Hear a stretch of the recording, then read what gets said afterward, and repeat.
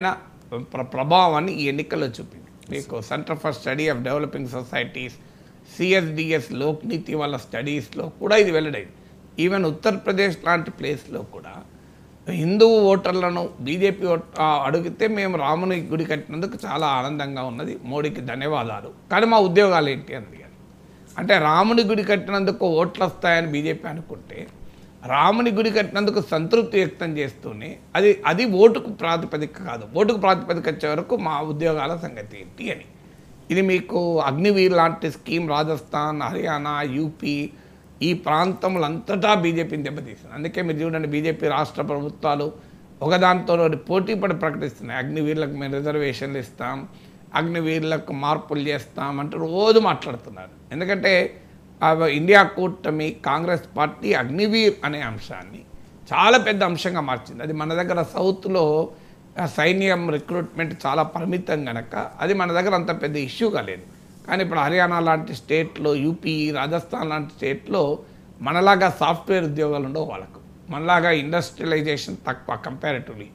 మీకు దానివల్ల ఏమవుతుంది అంటే వాళ్ళకు పాపం కొంత మ్యానుఫ్యాక్చరింగ్లో అక్కడక్కడ ఉద్యోగాలు వచ్చినా ఈ ఆర్మీ అనేది ఒక పెద్ద సోర్స్ ఆఫ్ రిక్రూట్మెంట్.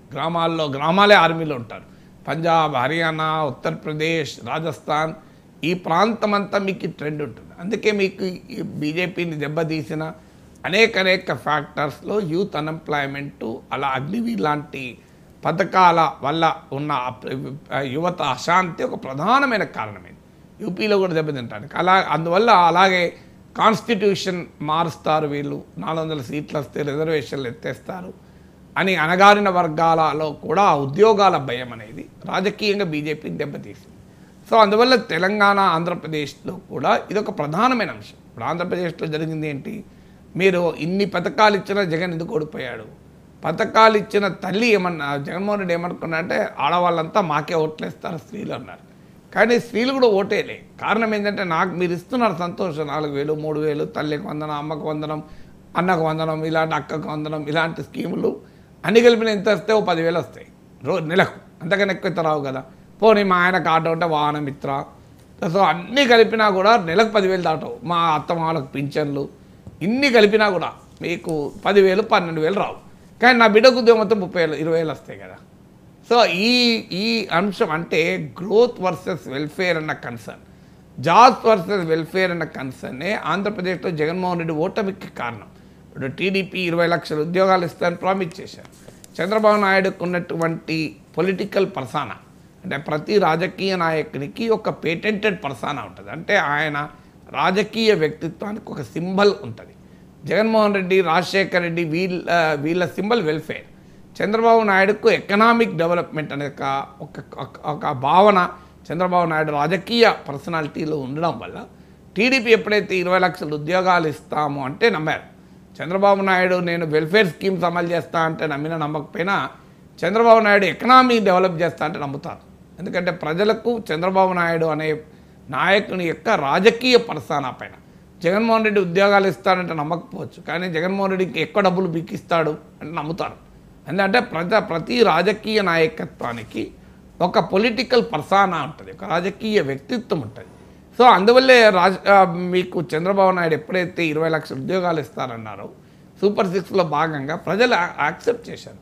అందుకే జగన్మోహన్ రెడ్డి అసలు ఎంతకో అర్థం కాని అంశం, ఎట్లా ఓడిపోయాను, ఇన్ని లక్షల కోట్లు జనానికి పంచాను కదా అని. కానీ మీరు లెక్కేయండి, వెల్ఫేర్ స్కీమ్స్ వల్ల ఒక కుటుంబానికి వచ్చిన మొత్తం డబ్బులు లెక్కేయండి.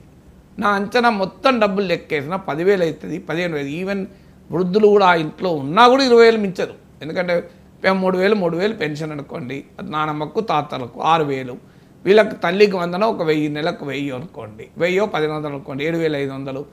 ఇక ఇలా అన్ని లెక్కలేసినా కూడా మీరు 10,000 అవుతాయి, 12,000 అవుతాయి, 15,000 అవుతాయి. కానీ ఒక బిడ్డకు ఉద్యోగం వచ్చిందనుకోండి 20,000, 25,000 అవుతాయి కదా. సో ఈ గ్రోత్ వర్సెస్ జాబ్స్ కన్సర్న్ అనేది జగన్ కూడా దెబ్బతీసింది. తెలంగాణలో కూడా కేసీఆర్ సంక్షేమ పథకాలు అమలు చేసిన గ్రామీణ ప్రాంతాలనే బాగా దెబ్బతిన్నాడు. కానీ ఉపాధి అవకాశాలు బాగా ఉన్న హైదరాబాద్ నగరంలో బ్రహ్మాండంగా బీఆర్ఎస్ విజయం సాధించింది. ఇప్పుడు మీకు రైతు బంధు, దళిత బంధు, కళ్యాణ లక్ష్మి, పెన్షన్లు అన్నీ కూడా మీకు గ్రామీణ ప్రాంతాల్లోనే కదా లబ్ధాలు ఉండేది. హైదరాబాద్లో అయితే రైతు బంధు ఉండరు కదా. మరి అయినా కూడా మీరు గమనించండి, ఆ గ్రామీణ ప్రాంతాలని బీఆర్ఎస్ బాగా దెబ్బతిన్నది. ఎందుకు దెబ్బతిన్నది అంటే మళ్ళీ సేమ్ యాక్సెప్ట్ జాబ్స్ అనేది ఒక ప్రధానమైన అంశంగా మారింది. అందువల్ల 2024 ఎలక్షన్స్, 2023 అసెంబ్లీ ఎలక్షన్ తెలంగాణలో, 24 ఆంధ్రప్రదేశ్ అసెంబ్లీ ఎలక్షన్, దేశంలో లోక్సభ ఎలక్షన్స్ మొదటిసారిగా ఎకనామిక్ కన్సర్న్, జాబ్స్, ముఖ్యంగా జాబ్స్ కన్సర్న్ ప్రజల ప్రధానమైన అంశంగా ముందుకు తీసుకొచ్చింది. సో అది తెలంగాణలో కూడా కాంగ్రెస్ పార్టీకి ఉపయోగపడ్డది. ఎందుకంటే అనేక ప్రీపోల్ స్టడీస్లో, పోస్ట్ పోల్ స్టడీస్లో కూడా వయస్సు పెరుగుతున్న కొద్దీ కాంగ్రెస్కు, బీఆర్ఎస్కు అనుకూలత పెరిగింది. వయస్సు తగ్గుతున్న కొద్దీ బీఆర్ఎస్ దెబ్బతింటూ వచ్చింది. మెయిన్లీ యంగ్ ఓటర్లు అయితే 70 to 80% బీఆర్ఎస్ కోటేయలే మొన్న అసెంబ్లీ ఎన్నికల్లో. 70 to 80% ఖచ్చితంగా చెప్పగలను. సో ఇది అనేక ప్రీపోల్, పోస్ట్ పోల్స్ 70-80% యూత్ వేయలే.